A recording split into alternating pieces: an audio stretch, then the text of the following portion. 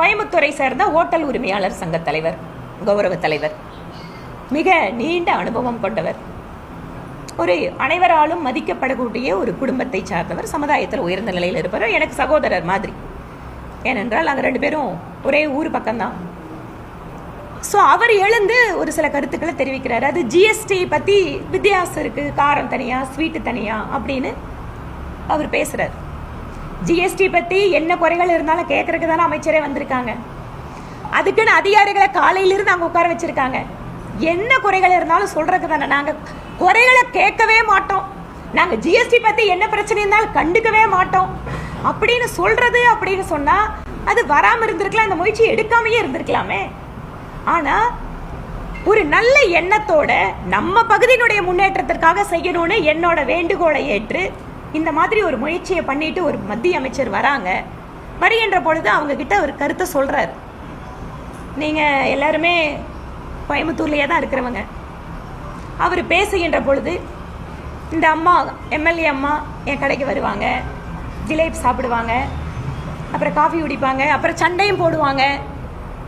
இந்த மாதிரி கொஞ்சம் பேசினாரு. நீங்கள் எல்லாம் கேட்டுட்டு தான் இருந்தீங்க. நாங்கள் இமீடியட்டாக அந்த இடத்துல ரியாக்ட் பண்ணலை.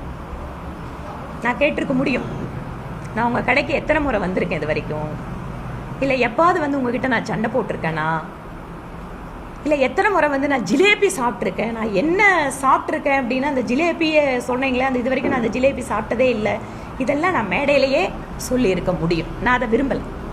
ஏனென்று கேட்டால் அது ஒரு பொது மேடை.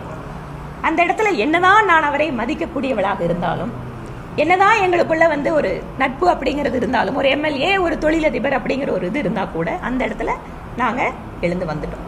அதுக்கப்புறம் நான் பேசவே இல்லை இதை பற்றி. அடுத்த நாள் காலை, நேற்று காலையில் 7 மணியிலிருந்து எனக்கு அவர் தொடர்ச்சியாக ஃபோன் செய்கிறார். நான் தப்பாக பேசிட்டேன், என்னை மன்னிச்சிருங்க, நான் வந்து அமைச்சர்கிட்ட மன்னிப்பு கேட்கணும், நான் இப்போவே வரேன், எனக்கு மன்னிப்பு கேட்கறதுக்கு நீங்கள் டைம் சொல்லுங்கன்னு.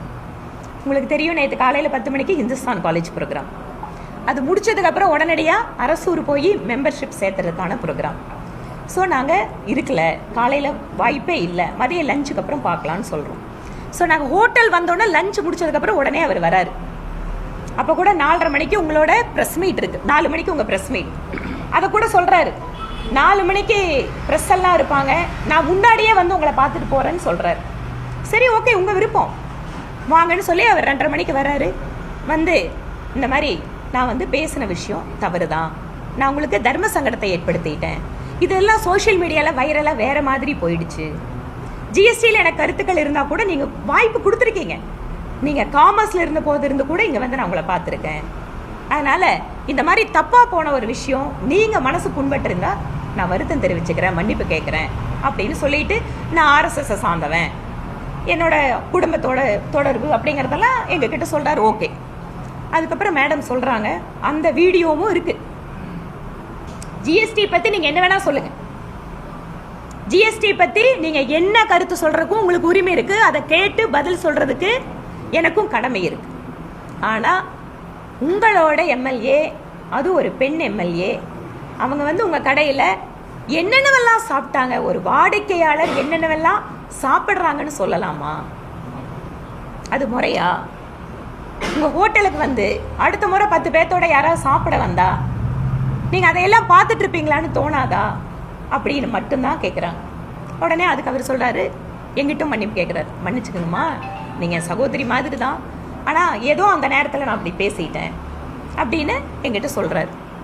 அவ்வளோதான். கூட அந்த அரங்கத்தில் பின்னாடி பக்கம், முன்னாடி பக்கம் வீடியோவில் நாங்கள் இருந்திருப்போம், பின்னாடி பக்கம் ஒரு சில கட்சிக்காரங்க இருக்காங்க.